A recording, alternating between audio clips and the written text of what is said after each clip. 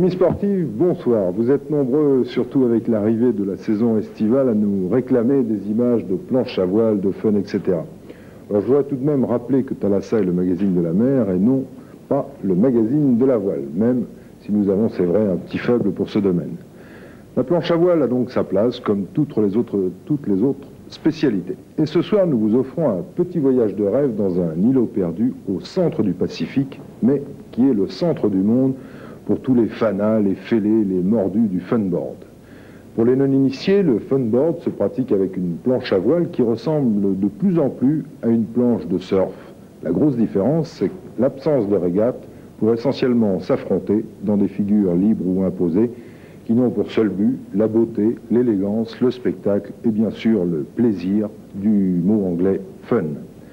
En compagnie de nos confrères de Win Magazine, Jean Loiseau a donc eu la chance de fouler le sable hawaïen. Place à l'image, tant qu'il y aura des vagues, un reportage de Jean Loiseau sur des images de Jean-Philippe Bourdon.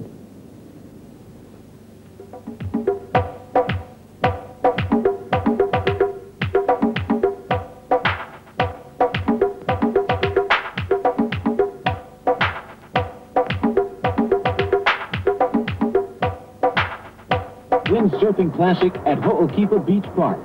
And when we pick up tomorrow, first out off the beach will be Robbie Nash against Rowan Cudmore from Australia and 15-year-old Eric Sharp from Kihei against Ken Winner, who's the #2 in the world. We're not sailing today. We will update you later. And from the 1985 O'Neill Invitational, this is Diane Christopher reporting for FM 101. Maui Sailing Center at the Kealia Beach Center, 101 North Kihei Road, Kihei, is having a special O'Neill Windsurfing Classic sale on RAF Windsurf Sales.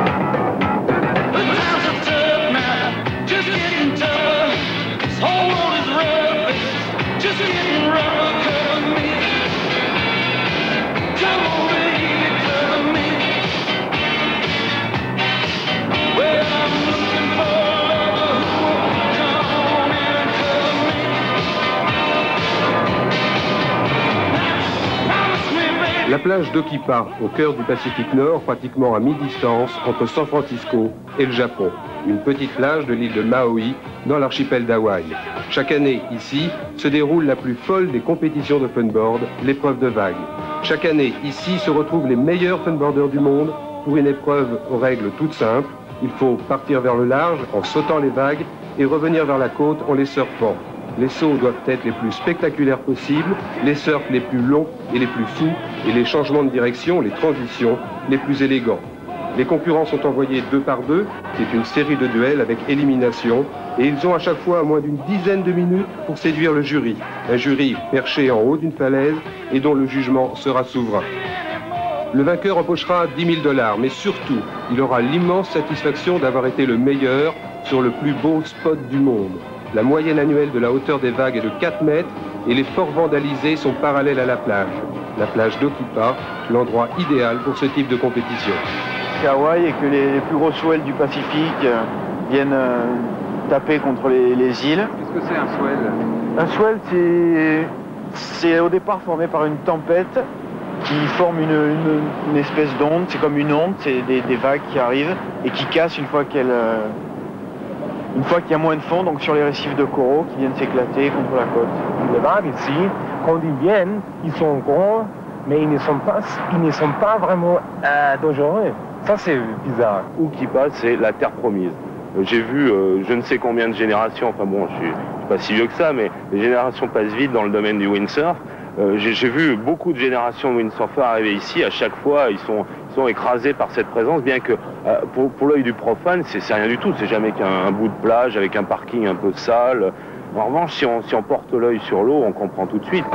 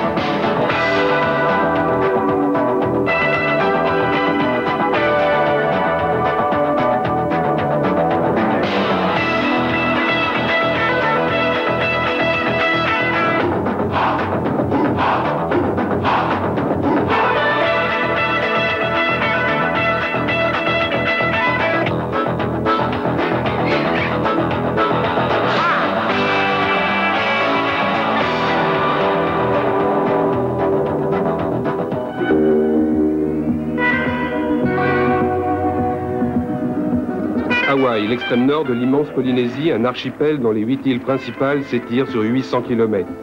Toutes des îles volcaniques annexées par les Américains en 1898. En 1959, Hawaï deviendra le 50e État de l'Union. Ses ressources, la canne à sucre, l'ananas et surtout le tourisme. Il y a ici 3 touristes pour 1 habitant. Une sorte de record mondial, c'est l'Amérique sous les tropiques, avec parfois des allures de Far West.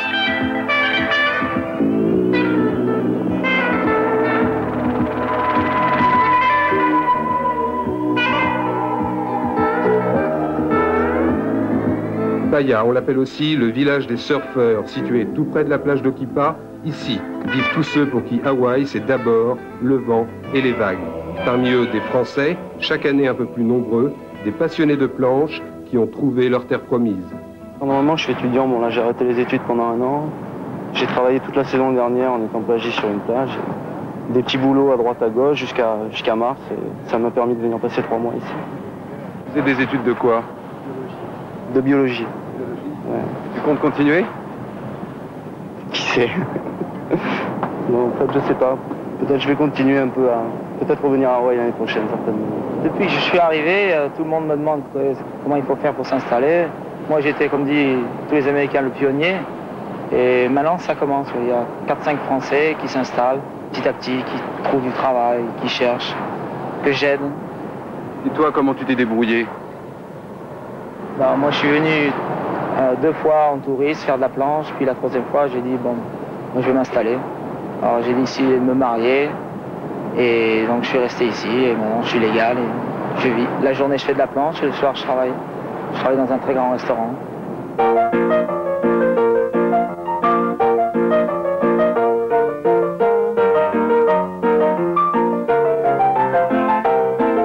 as décidé de t'installer définitivement à Hawaï? Pas de m'installer définitivement, mais de passer un minimum de 6 mois par an. Pourquoi tu aimes ce sport?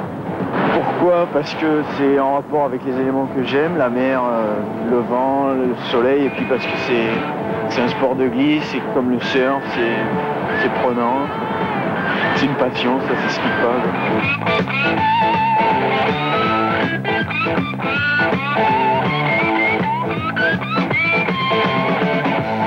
Une planche à voile dans les vagues, un retour aux sources pour ce sport issu du surf.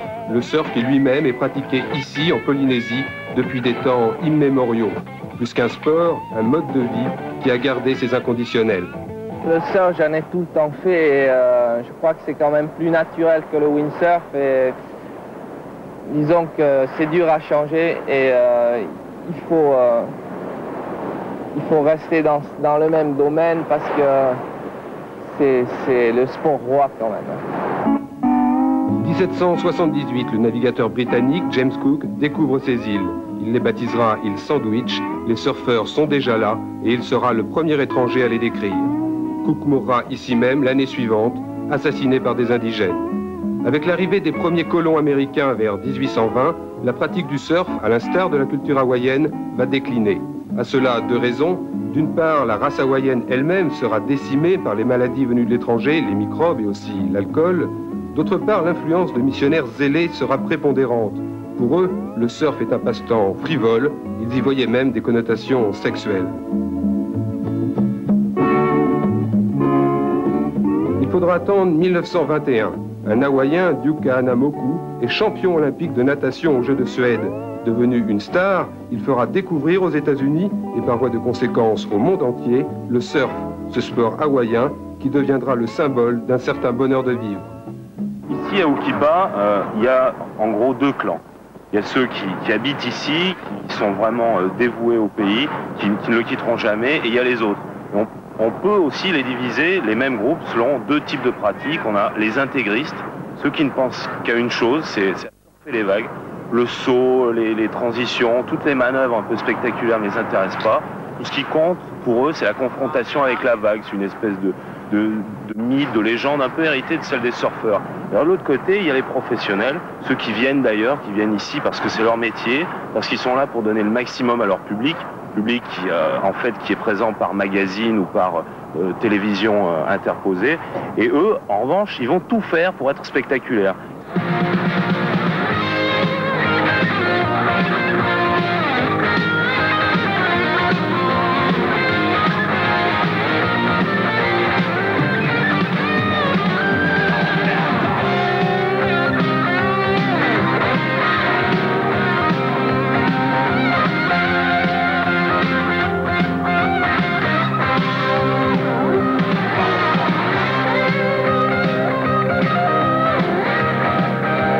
Les professionnels, ils sont 64 hommes et 16 femmes payés par leurs sponsors, fabricants de planches ou de voiles, pour les représenter. Ils font partie du circuit international de la Coupe du monde de funboard et naviguent dans presque toutes les mers du globe. Une poignée d'hommes et de femmes qui ont réussi à imposer leur talent et à convaincre des financiers. Mais la route est longue et difficile. J'essaye d'en prendre le plus possible aux sponsors quand il y en a un. Au point de vue du matériel, je suis équipé pratiquement gratuitement du moindre petit bout jusqu'à la planche. Sinon, j'arrive à avoir des petits contrats pour un certain nombre de temps qui vont jusqu'à 5000 francs maximum ou un peu plus. On peut compter à peu près une vingtaine de personnes qui en vivent vraiment, mais qui en vivent bien. On part de salaires qui sont à peu près de 200 000 $ par an, ce qui fait 200 millions de nos centimes, ce qui est déjà tout à fait honorable, même à l'échelle des États-Unis qui sont habitués à des sommes faramineuses, pour aller jusqu'à des salaires corrects d'environ 20 000 francs par mois, qui est le lot à peu près des quelques rares professionnels français, comme à mon avis, évidemment, ils nous éclaircissent pas trop sur leur salaire, mais je pense que des gens comme Raphaël Salle ou Robert Territeo doivent être navigués, pour ainsi dire, dans ces eaux-là. Robert Territeo, originaire de Nouvelle-Calédonie, il quitte Nouméa en 1982 et se fait connaître en France dans les épreuves de vitesse. Cet ancien champion de course à pied fait depuis un an partie du Gotha des professionnels. Il sillonne le monde entier avec ses planches, ses mâts, ses wishbones et ses voiles. En 84, il est 3e de la Coupe du monde de funboard et le meilleur français. Robert est le plus jeune des pros, il a 19 ans et découvre une nouvelle vie. Bon, c'est sympa puisque c'est pas par rapport, je sais pas moi, comparé à un autre sport, footing par exemple ou course de vélo, ça demande beaucoup de discipline et tout. Il faut tout le temps être là, être à l'heure. Puis il y a toujours des trucs beaucoup plus durs que la planche, puisque la planche c'est plus un loisir en même temps. Il y a le soleil, cocotier, plage, puis en même temps les nanas.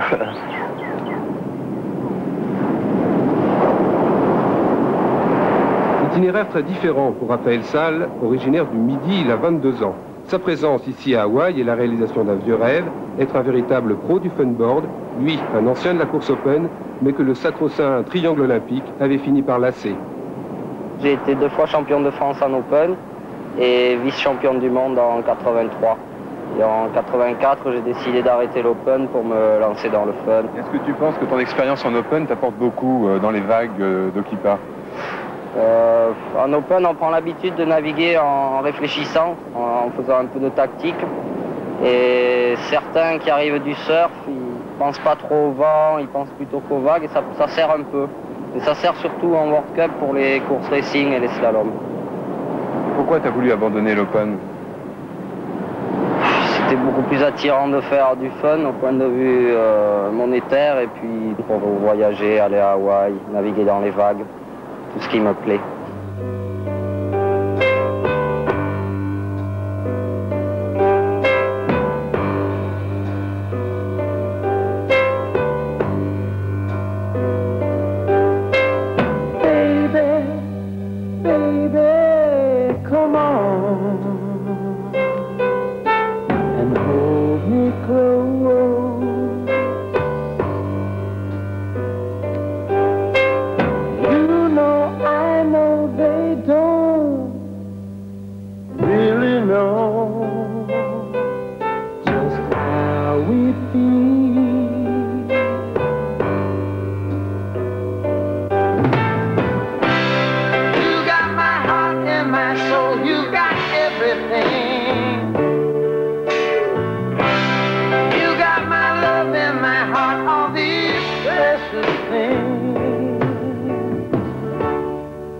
I'm so in love with you, and so in love are we, and so in love. Ce jour-là, sur la plage d'Okipa, tous les plus grands sont là. Peter Cabrina, Ken Winner, l'éternel second. Malte Zimmer, le surfeur fou. Fred Heywood, le colosse le plus rapide du monde. Alex Aguera, le rival le plus dangereux du numéro 1 mondial, Robin Esch. Robin Esch, c'est un doué, hein. Un phénomène. Robin Esch, d'après moi, c'est le gars le plus doué. C'est pas le meilleur en Okipa, mais c'est le meilleur en tout. C'est le meilleur et pour longtemps, je crois.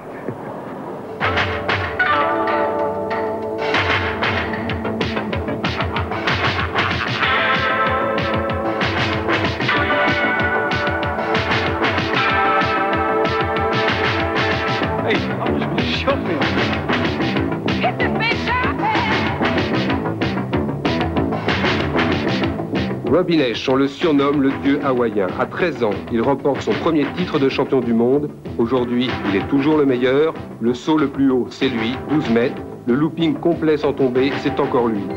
Robin n'a que 22 ans, c'est un grand professionnel et il sait qu'à chaque instant, sa suprématie est menacée. L'équipement change tellement et les gens deviennent tellement meilleurs que cela devient un incroyable défi. C'est beaucoup plus difficile maintenant que cela n'a jamais été auparavant. Ce n'est plus la même chose, tout change tout le temps et c'est toujours plus difficile. C'est ce qui fait que c'est intéressant et que c'est également excitant. Quand vous voyez, je dirais, des planchistes normaux sur la plage en Europe ou aux États-Unis, quelles sont les plus grosses erreurs dans leur matériel ou dans leur technique que vous remarquez généralement chez eux? La plus grosse erreur est sans doute dans le matériel qu'ils utilisent. Il y a beaucoup de matériel trompeur, c'est le plus gros désavantage de la plupart des planchistes en Europe. Tout simplement, le matériel qu'ils utilisent ne leur permet pas de faire ce qu'ils veulent faire, car c'est impossible. Avec la plupart des planches haut de gamme que vous fabriquez en série, moi-même, je ne pourrais pas faire de duck jibe. C'est donc principalement une question de matériel et c'est difficile à surmonter, parce que les publicités vous disent que c'est une planche extraordinaire, qu'avec cette planche vous ferez ce que vous voudrez. En fait, vous n'y arrivez pas. Vous pensez alors que c'est de votre faute, alors qu'en fait, c'est tout simplement la faute de la planche. Le matériel, je le répète, c'est vraiment très, très important. That's the biggest problem. The equipment is very, very important. Ici sont fabriquées les planches des meilleurs funboarders mondiaux. Ce petit atelier est celui de Craig Maisonville, un ancien cantonnier qui a décidé de s'installer à Maui pour vivre sa passion.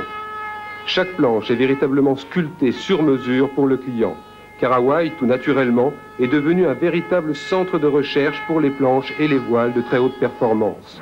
Les champions sont là qui tracent la voie Une recherche longue, difficile, il faut faire à la fois plus léger et plus solide, plus rapide et plus maniable, des notions souvent contradictoires. Je fais des planches depuis 3 ans maintenant. Je suis très satisfait de ces planches, mais je sais qu'il y a encore beaucoup de chemin à parcourir. Les nouvelles idées viennent sans cesse et elles ne viennent jamais seules. Il y a 1 an, on a sorti la planche asymétrique. Maintenant, nous travaillons sur un arrière de planche dont la courbure serait réglable. Le système est encore amélioré. Ce sera peut-être la nouvelle génération de planches à voile. La recherche pour atteindre le dessin idéal ne cesse pas et cela demande beaucoup de temps.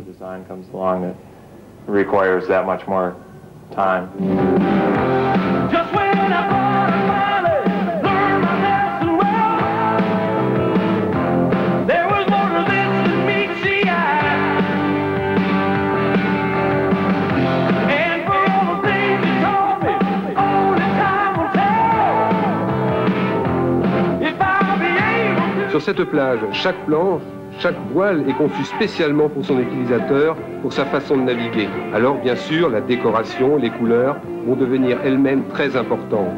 C'est la naissance d'une véritable culture. Sur l'eau, comme sur la plage où finalement se passe la plus grande partie de la journée, il faut être le plus beau possible et affirmer jusqu'au bout sa personnalité. Mais ce n'est peut-être pas la seule motivation. C'est vital pour les gens comme les planchistes qui sont très souvent payés au nombre de photos parues dans les magazines. Pour eux, il s'agit donc non seulement d'être le plus spectaculaire possible dans leurs mouvements, mais aussi dans leurs couleurs, dans leur attirail vestimentaire et même dans leur voile. Il y a une recherche énorme qui est faite autour de ça. Haywood and Hall advance. Fred Haywood, Randy Hall advance. Oh, Wayno gets chewed up. Wayno trying to come on in. He is down in front of the rocks. Here comes the winner. He doesn't know he won or lost. Randy Hall, H1. La musique est présente en permanence pratiquement. Là aussi, c'est une question de plage. Lors de toutes les épreuves, on a une sono assez importante qui diffuse la musique à fond. Et pour eux, ils associent complètement leur manière de naviguer. Je ne sais pas si c'est conscient, mais enfin, visuellement, c'est évident. Ils associent complètement leur manière de naviguer avec la musique. C'est une espèce de beat, de rythme permanent qui les soutient. La couleur, la musique, oui, mais attention. Derrière tout cela, une véritable compétition avec ses règles. Si elles ne sont pas respectées, ce duel dans les vagues peut devenir dangereux. Il faut savoir qu'il y a quelques années, ils étaient simplement 5 ou 6 à être capables de naviguer dans de telles conditions. Ce sont les anciens comme Mike Walls, Fred Haywood et tous ces gens-là. Maintenant, depuis que Hawaï a été montré dans la presse, ils affluent tous, les Japonais, les Français, les Européens. Ils sont d'ailleurs vus au départ d'un assez mauvais œil par les locaux, ce qui fait que ça pose effectivement des problèmes sur les vagues. Il faut savoir qu'une vague ne peut appartenir qu'à un seul windsurfer, qu'à un seul funboarder.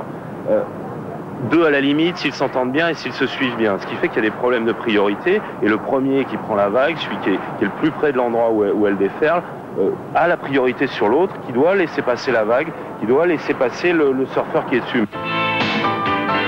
Une compétition qui atteint son paroxysme lorsque s'affrontent pour la victoire finale Alex Aguera et Robin Esch, de géants des vagues avec une arène à leur mesure, l'océan.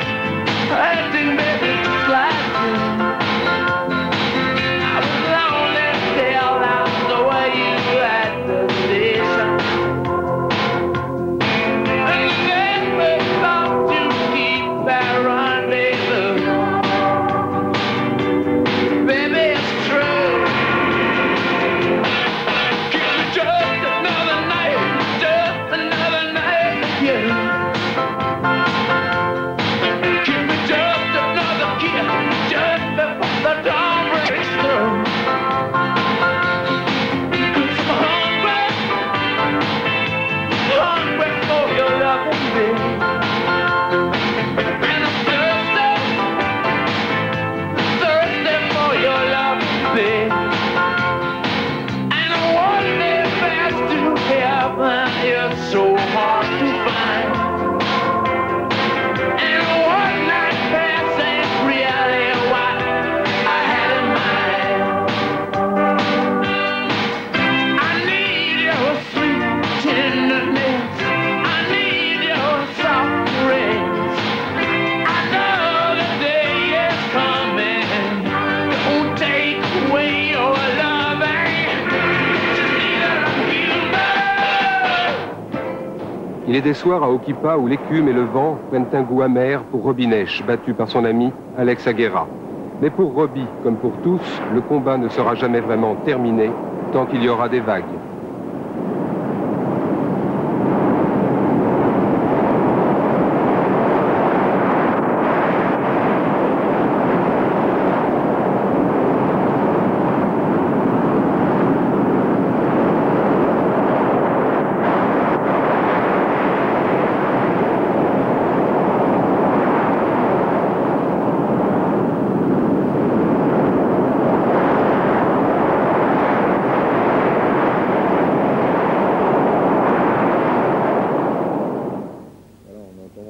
Vers Hawaï, quelques petites informations à propos de planche à voile et tout d'abord ce petit livre qui s'appelle